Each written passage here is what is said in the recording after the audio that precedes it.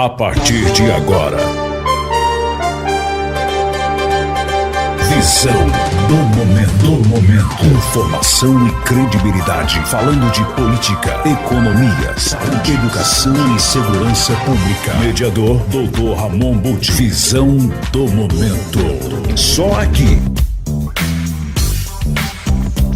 Bem, ouvintes da Rádio Visão, estamos aqui hoje para mais um Visão do Momento, iniciando então as nossas entrevistas do ano de 2017, trazendo aqui aos nossos estúdios o professor Hélio Mendes. Ele é empresário, consultor de planejamento estratégico e gestão, além de ser consultor político e coordenador de diversas campanhas políticas em nossa região, em nossa cidade. Bem, professor, agradeço sua atenção para conosco, em ter atendido o nosso convite. Fico muito grato em recebê-lo aqui em nossos estúdios. Gostaria que você falasse um pouco da sua pessoa.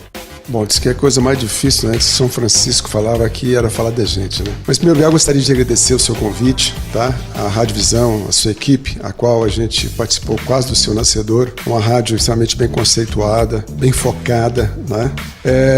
Inicialmente, estou em Uberlândia há mais de 30 anos. Eu sou de Carmo do Paranaíba, uma cidade a qual eu jamais perdi o vínculo. Vim a trabalhar na companhia Souza Cruz, onde eu trabalhei durante 7 anos. E da Souza Cruz, por uma questão de destino, eu acabei participando da política local, onde eu fui fazer uma palestra e uma das pessoas que estava assistindo a palestra saiu candidato a prefeito e falou: Hélio, eu queria que você coordenasse a minha campanha. E essa pessoa me entusiasmou com Uberlândia, porque essa pessoa, ao meu ver, é um dos maiores idealistas que Uberlândia tem. Chama José Pereira Espíndola. A partir daí, eu comecei a adentrar na política e participar da associação comercial, maçonaria e outros clubes de serviço, Lions, federação, o meu esporte, que é o preferido, que é o karatê, onde eu tive a academia Budokando há mais de 30 anos, e acabei adotando essa cidade, onde meus 2 filhos nasceram. Hoje sou professor em pós-graduação da ESANC, fui professor na UF, no curso de Engenharia, Administração e Contábeis, e acabei fazendo uma história graças à oportunidade que o Uberlândia me deu. Devo muito, muito a essa cidade. Muito bem, Hélio. Vamos falar um pouco da política nacional e também da economia nacional. Nós tivemos mudanças recentes aí na nossa política, o impeachment da presidente, a assunção do novo presidente da República, Michel Temer, e uma nova gestão através do Henrique Meirelles da economia. Eu gostaria de ver a sua opinião a respeito disso. Se as medidas que estão sendo tomadas realmente farão o Brasil voltar a crescer e nós vamos ter uma estabilidade na nossa economia, o que você pensa a respeito disso? Ramon, o quadro que se enfrenta hoje, eu costumo colocar muito que a gente não pode viver só na folha ignorando a floresta. A minha atividade principal, que é consultor de planejamento estratégico, me obriga a pensar muito no longo prazo e analisar cenários. O cenário mundial hoje é extremamente complicado. O Brasil não está tendo uma crise sozinho. Hoje existe uma crise mundial, econômica, política, social. Está havendo uma mudança de paradigma no mundo. Ou seja, o mundo virtual e o mundo físico ele está se fundindo. Hoje, basta cada um dos ouvintes, cada um de nós, olharmos para dentro das nossas casas, é visível essa mudança. Os filhos não são os mesmos, as casas não são as mesmas, os vizinhos não são os mesmos. Ou seja, nós estamos atravessando algo extremamente perigoso, que é uma mudança de paradigma, até de civilização, como é colocado por alguns cientistas. Nós estamos transformando, de forma muito cruel e perigosa, o cidadão em apenas consumidor. Hoje, as pessoas consomem coisas que não deveriam ser consumidas, deveriam ser questionadas. Por exemplo, hoje está se fabricando até político. Isso, para mim, é o maior crime que se possa ter. Às vezes fala do João Santana lá, que ele participou de Caixa 2, mas o crime maior dele não foi negócio de Caixa 2. Ao meu ver, foi ter fabricado uma presidente da República como fabricou a Dilma. A maioria dos marqueteiros políticos, certo, deveria ser processado. Deveria ter no Código do Consumidor, certo, algo que punisse esses marqueteiros. Porque quando você fabrica um produto e vende, você tem que entregar aquele produto. Aliás, você não fabricou o produto já existe, você comunicou o produto. E hoje se fabrica político. O que está acontecendo? As nossas câmaras municipais, as nossas assembleias, o nosso Congresso não tem legitimidade. 70% do nosso Congresso foi eleito por voto de legenda. A maioria não tinha voto suficiente para se eleger. Foi de carona com um político que foi bem votado. Então, se nós não começar a refletir sobre essa nova sociedade, nós não vamos entender o que está acontecendo no Brasil. Finalizando, para tentar responder a sua pergunta. As medidas que estão sendo tomadas hoje são corretas? A situação é tão complexa, certo? Porque nós estamos com a crise sistêmica, em razão da corrupção, em razão da falta de legitimidade da classe política, que nenhum analista político sério é capaz de dizer o que vai acontecer em dezembro deste ano, tanto no campo político como no campo econômico. E principalmente agora com a eleição do presidente dos Estados Unidos, que é uma incógnita. Um dos últimos governos aí do Brasil, nós tivemos uma onda consumista. Sim. Muito grande, né? Porque você vê que houve uma mudança completa, uma troca completa da nossa frota de veículos, né? Os veículos velhos pararam de andar nas ruas, né? O financiamento de tudo, né? Além dos programas sociais, né? Os governos incentivaram muito isso, né? E com isso, na sua ótica, nós tivemos um governo benevolente com a classe mais baixa da população? A classe menos favorecida foi beneficiada. Ninguém pode dizer que não foi, mas só que foi feito de forma irresponsável. Ou seja, foi dado a ela o direito de consumir o presente comprometendo o futuro. Ou seja, pessoas que tinham condições de comprar apenas uma bicicleta, foi dado crédito para ele comprar um carro. O indivíduo que tinha condição apenas de comprar um terreno, foi dado condição para ele comprar uma casa. E esse indivíduo hoje riu, ficou satisfeito, comemorou, e hoje está em desespero. O nível de inadimplência no Brasil é um dos mais altos do mundo. E essa irresponsabilidade chegou a tamanho em relação ao crédito consignado, aonde permitiu que o setor financeiro, que é o setor que mais ganha no mundo hoje, certo, tá? Ofereça um crédito a um aposentado, cujo dinheiro ele vai pagar 40% do que ele recebeu, comprometendo toda a receita dele. E debitando diretamente seu contra-cheque. Exatamente. Se essa situação não for revista, nós estamos caminhando para um desastre financeiro. Não há país que resiste isso. E é interessante, Ramon, que a lógica do mundo sempre foi a busca pelo poder e a busca pelo dinheiro. Na Revolução Industrial, a indústria era detentora do lucro e o setor financeiro era um mero suporte a essa atividade que gerava emprego. Ele hoje é o maior detentor da riqueza do setor financeiro. Ele passou, sem ser atividade fim, a atividade mais lucrativa que tem. Era 11% a participação dele no lucro mundial. Hoje chega a 40% do setor financeiro, extraindo isso de uma comunidade sem produzir qualquer bem de forma direta. A respeito disso, Hélio, é a medida do governo em baixar os juros ao consumidor, estabelecer os limites de cartão de crédito e também ali a diminuição dos juros do cartão de crédito. Isso incentiva o consumismo ou o consumo para gerar produção, para que nós tenhamos uma equivalência entre a produção e o consumo e, consequentemente, a geração de empregos? Essa pergunta é muito interessante, porque é o seguinte, toda moeda tem duas faces, tem dois lados. Diminuir o juro é uma necessidade, porque o que se tem hoje é um crime. O juro hoje é impagável da maior parte da sociedade, começando pelo cartão de crédito. Então há uma necessidade. Agora, se ao mesmo tempo que abaixou o juro, não houver uma política educativa para um consumo responsável, a situação vai ficar pior, porque vai facilitar e fomentar mais consumo, mais endividamento. Então há uma necessidade de agir ao mesmo tempo. Abaixou o juro e a sociedade discutir consumo responsável. Inclusive a APP de Uberlândia, a qual a gente faz parte, fez uma campanha alguns anos atrás muito bonita e importante em relação ao consumo responsável. Isso é importante a gente dizer à população, que seria exatamente isso. O que o cidadão deve fazer, né, para ter uma reserva, que seria o correto para que toda a família tivesse, uma reserva de contingência para determinadas situações emergenciais, né, e manter a qualidade de vida que ele tem. Né, porque quando você coloca que nós temos lucros exorbitantes no sistema financeiro, entendemos que alguns poucos ganham muito enquanto outros ganham pouco. Então, o que fazer para que essa população possa ter uma reserva de contingência emergencial e mantenha a qualidade de vida?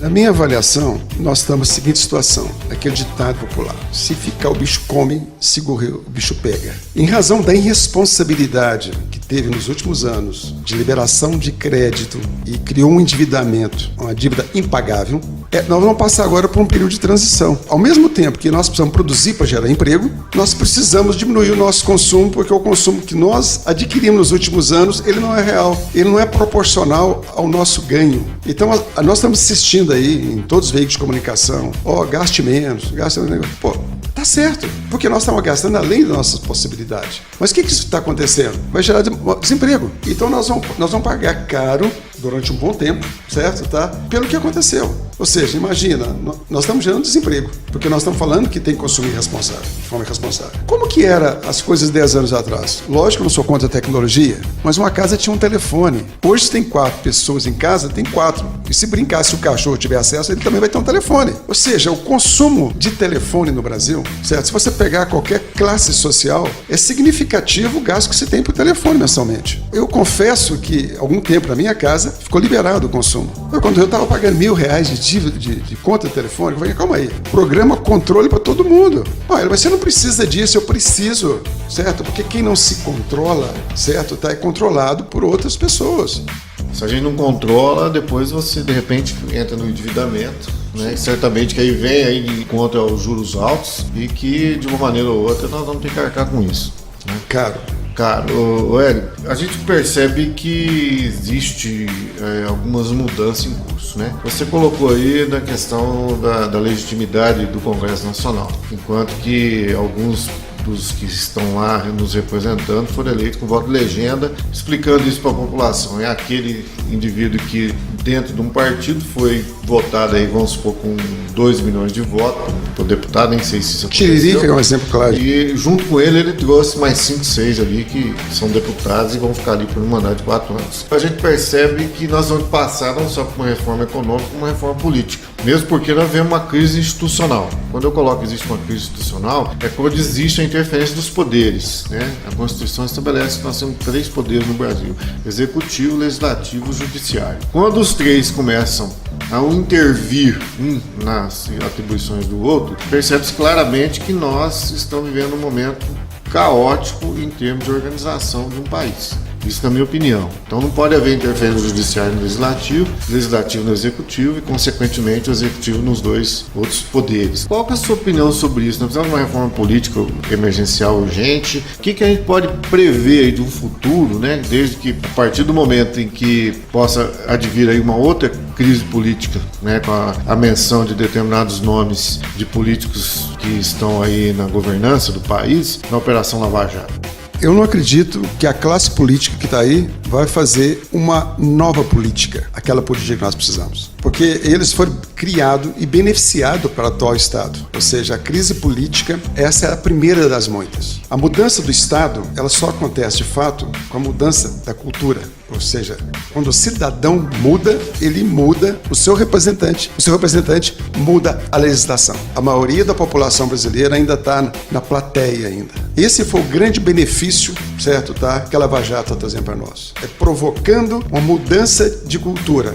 Ou seja, ela fez uma leitura correta do que estava acontecendo, certo? E começou a tomar atitudes, e essa atitude está sendo aceita porque a população está receptiva a ela. Então, nós vamos gastar, no mínimo, 10 anos para ter a política que nós precisamos ter. Você tem um Congresso hoje de baixa legitimidade, eleito por uma população, de uma certa forma, alienada, que parte desse Congresso constituiu alguns dos poderes, como o Supremo, cujos ministros foi escolhido por presidente da República com baixa legitimidade. Por que baixa legitimidade? Porque ele foi eleito com partidos inexistentes. No Brasil hoje não existe partido, existe pseudo-partidos. Se você é um cara sério, ou ele, que é um cara sério, está na parte técnica aqui da rádio nesse momento, se propor filiar num partido, e se você tiver mais voto do que aqueles que estão lá dentro e já possui cargo, você não vai conseguir entrar nesse partido, porque é uma ameaça para aqueles que estão lá dentro. Então, quando vão se constituir uma chapa, participei de muitas campanhas, vai fazer uma chapa, nós vamos escolher a chapa de vereadores. Aqueles que já são vereadores, os que já são deputados, se sentir que os que estão entrando vai deixar eles de fora,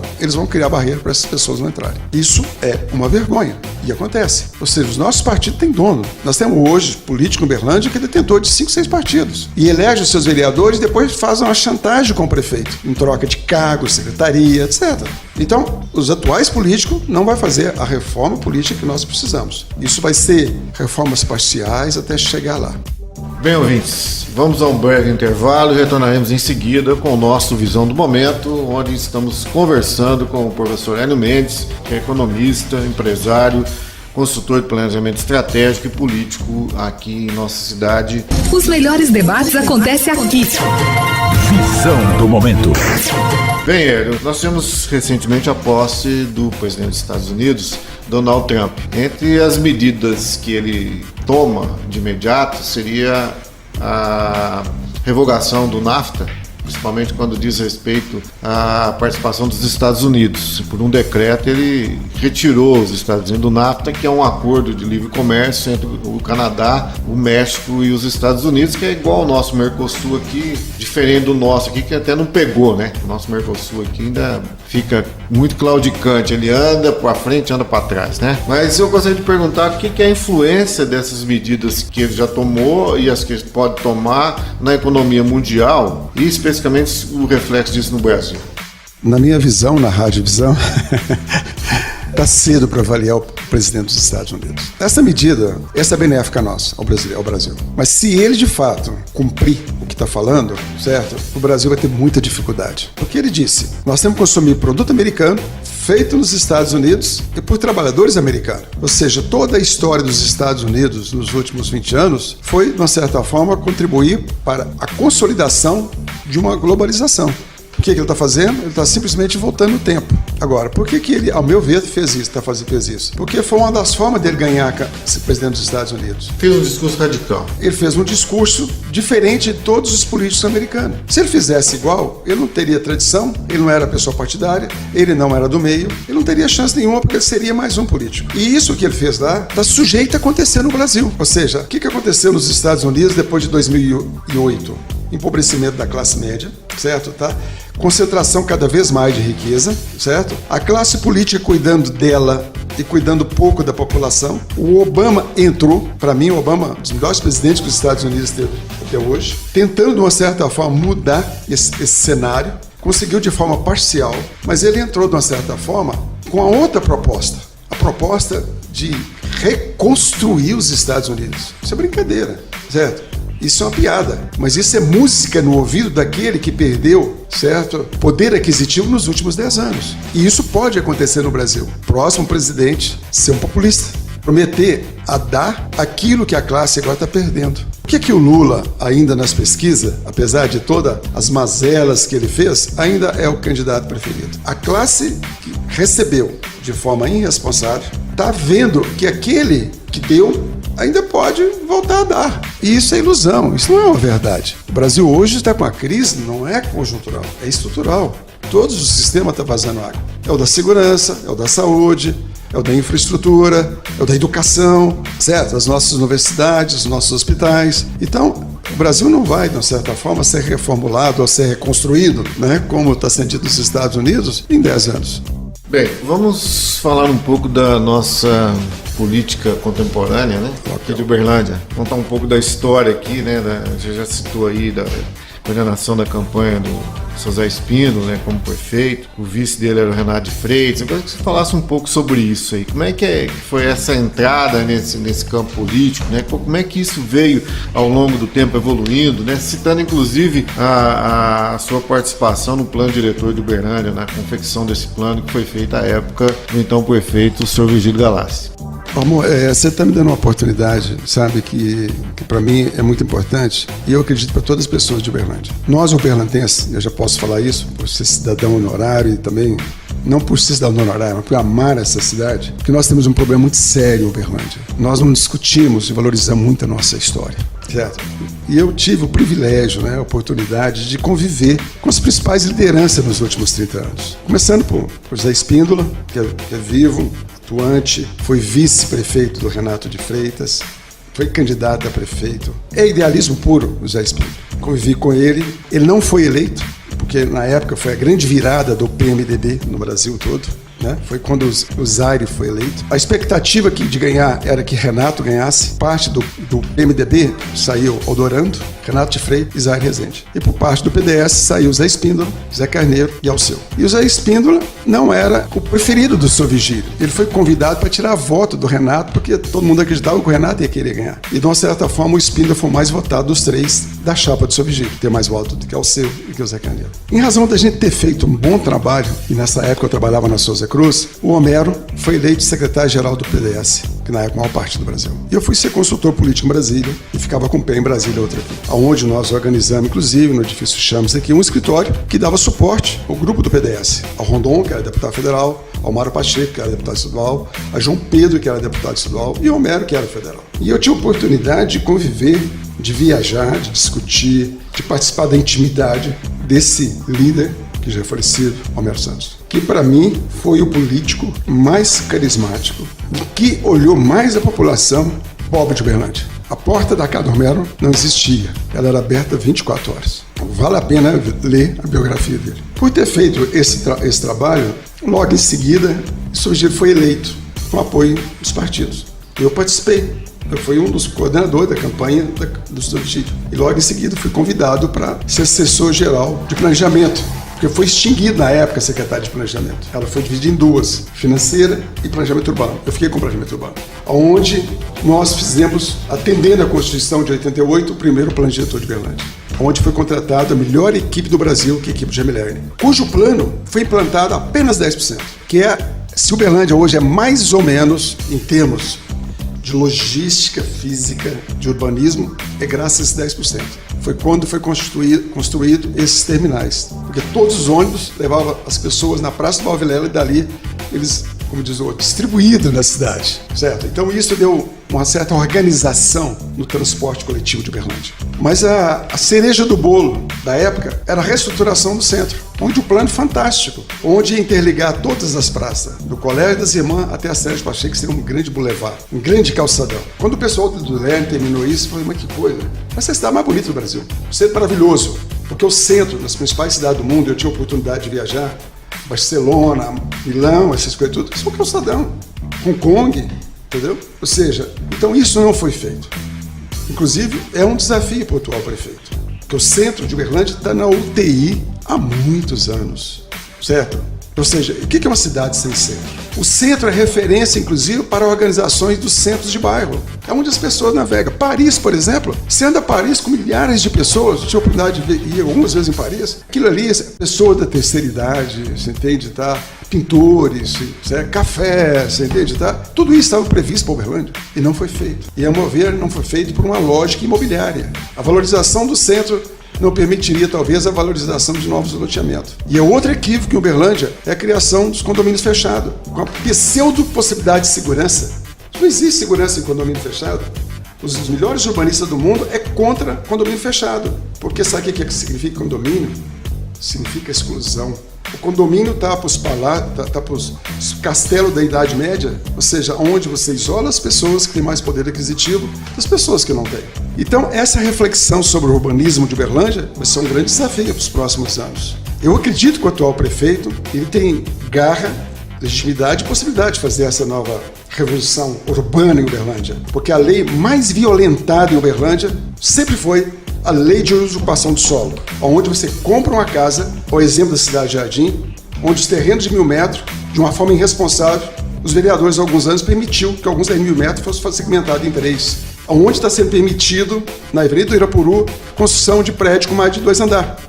Onde permitiu construir um prédio em frente a um clube Cajubá. Então, a lei de ocupação do solo e a lei de sistema viário, certo? São as leis que orientam o crescimento e dá qualidade a uma cidade. E essas são violentadas em quase todos os governos de Uberlândia nos últimos 30 anos. Bem, Hélio, o nosso tempo já quase se esgotou, né? Mas eu tenho uma pergunta para lhe fazer, é o seguinte: essa diversidade de participação política sua em diversos partidos, né? Não só diretamente ligado aos partidos, mas as campanhas dos candidatos de diversos partidos diferentes, né? Por exemplo, você falou do seu Zé Espíndola, né? Da equipe do seu Virgílio, depois a equipe do deputado federal Adelmo Leão, depois a assessoria do Romero Santos, depois voltou a campanha do prefeito Jair Rezende e no último campanha do prefeito Gilmar Machado, você foi secretário de Meio Ambiente durante 18 meses, né? Então eu gostaria que você falasse um pouco sobre a sua ideologia política. E o que isso representa para você? Pelo que eu te conheço, pelo que eu vejo que você me fala, você é uma pessoa que pensa no crescimento de Uberlândia, independente de partido político, de bandeira política que esteja à frente da nossa gestão.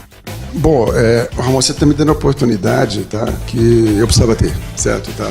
Muitas pessoas de Uberlândia me acham polêmico, certo, tá, pelas minhas atitudes. Mas eu acho que num país onde não existe partido político, existe ideologia política, não existe grupo. As pessoas que pensam na sua cidade, no seu estado, no seu país, não pode ter compromisso com o grupo. Ele tem que ter compromisso com o candidato e ver qual que é o melhor. Na última eleição eu votei num deputado federal de um partido, no estadual de outro e no governador de outro, certo? Eu escolhi os melhores para gerenciar, para representar o meu estado, e isso tem me levado. Eu, por exemplo, tenho profundo respeito pelo prefeito atual, Odelmo Leão Carneiro, Luiz Humberto. Eu sou muito mais ligado ao Luiz Humberto como amigo de relacionamento do que ao Gilmar na época da eleição. Mas olhando para a minha cidade, eu acreditei que precisa e é necessário, e continuaria fazendo de novo, a necessidade da renovação, da alternância do poder. Nós não podemos ficar numa cidade, certo, com um grupo, já que não existe partido, certo, tá? Durante 10, 12 anos no mesmo grupo. Isso não é democracia. Isso não faz bem. Isso não forma novas lideranças. Então, se você vê a minha biografia, eu sempre procurei estar ao lado de pessoas sérias. A primeira campanha do atual prefeito, que ele era presidente do sindicato rural, a campanha de deputado federal, teve 2 coordenadores. Eu fui um deles. Eu vi no Odelmo uma pessoa que queria vencer, queria fazer as coisas. Ele era meio matuto na época, certo? Tá? Usava uma fivela grande, aquela fivela de fazendeiro. Nós falamos deputado, já chamava ele de deputado. Você precisa se urbanizar, porque a cidade, a zona rural só tem 4% dos votos. E ele é disciplinado. O Odelmo tem estrela, certo? Ele aceitou as modificações. Então, sempre na época, o conjunto estava fazendo sucesso, roupa nova. Na época era permitido fazer comício, sabe? Ele foi para os bairros, ele brigou, ele aceitou fazer um trabalho amplo. Nós fizemos na época, se não me engano, 12 dobradinhas de deputado estadual para ele. A declaração de imposto de renda dele foi entregue na Câmara. Chamou toda a imprensa para entregar. Aí alguém falou, mas isso aí é obrigatório. Só que ninguém entrega cópia para todo mundo. O slogan dele era, vamos mudar o Congresso, criado pela nossa equipe. Onde tinha o Congresso no fundo e a figura dele, forte.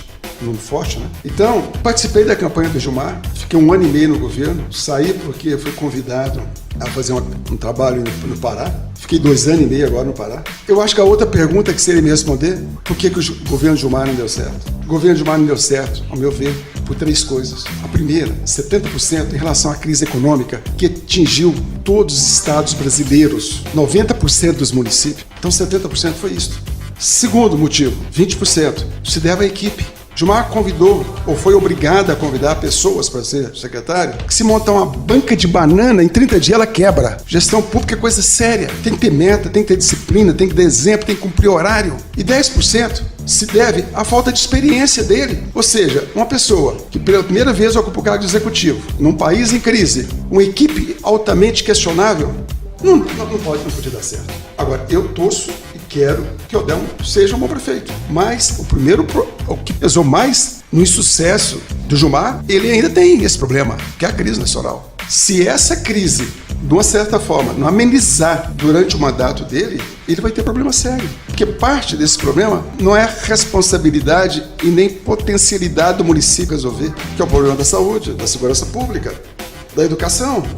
Então, além dessa crise, o Odelmo tem outros problemas para ser resolvido com prioridade. A infraestrutura de Uberlândia está péssima, porque houve uma política, de uma certa forma, incoerente, à contramão do mundo, de priorizar o carro no Brasil. Hoje nós temos uma frota do nosso sistema viário e a qualidade do nosso asfalto não aguenta. Uberlândia hoje é uma cidade, a cidade do tapa-buraco. Carro importado aqui, com 15 dias, ele já está batendo a lata, certo? Basta ir na revenda de carro importado. Os caras falam, o que é isso? É o asfalto de Uberlândia. A maioria das vias principais é trepidação só. Então, ele tem o problema da crise, nosso prefeito, ele tem um problema da infraestrutura, certo? Ele tem um problema que é o desafio da reformulação do centro. O centro não pode continuar mais como está. E tem um problema social. Uberlândia é polo. Não tem como a gente fechar as portas dos nossos hospitais, certo? Tá? Porque Uberlândia daí recebe. Uberlândia a gente passa para a região toda. A região paga imposto para Uberlândia. Ela pode deixar de atender a região. E outra coisa, o equívoco nosso. Uberlândia tem que decidir o que ela é. Ela não é paulista, ela não é mineiro. Jamais um político de Uberlândia vai ser governador. Porque ela não reconhece o seu estado. Ela tem um governador que foi nomeado, Rondon Pacheco, grande governador. Qual é o time de Minas que o Uberlândia torce? Nenhum. Eu sou cruzeirense porque eu sou lá do Alto Paranaíba. Então, essa questão da identidade de Uberlândia é muito séria, ela necessita ser discutida com a sociedade. E isso não é coisa de curto prazo. Bem, ouvintes, hoje estivemos aqui com o professor Hélio Mendes, a quem eu agradeço ter vindo aqui ao nosso estúdio, nos conceder essa brilhante entrevista. Fico muito grato, professor, em estar aqui recebendo a sua visita e essas palavras aí que nos levam a refletir, né? Não só sobre o crescimento de Uberlândia, sua perspectiva de futuro, como também a sua perspectiva política, né, torcendo para que a nova gestão tenha realmente sucesso e possa realmente trazer aquilo que o uberlandense quer. Então, eu gostaria de franquear aí a sua palavra para a gente poder encerrar a nossa entrevista. Bom, eu gostaria de agradecer a essa oportunidade que está me sendo dada, certo? Tá? Esclarecer e contribuir, que eu acho que todo cidadão, e eu como professor, ainda tem mais essa obrigação de estudar e dizer para a nossa cidade. A equipe técnica que está aqui participando aqui agora, a sua pessoa e aos ouvintes. E eu acho que sempre a gente tem que contribuir com a nossa cidade. Nós não podemos mais pensar só na nossa casa, só ficar na folha ignorando a floresta. Muito obrigado, Ramon. Parabéns pelo programa. Eu agradeço, Hélio, e agradeço também aos ouvintes. Estamos aqui encerrando mais um Visão do Momento, trazendo informação de qualidade aos ouvintes da Rádio Visão. Até a semana que vem. Os melhores debates acontecem aqui. Visão do Momento. Só aqui. Visão FM.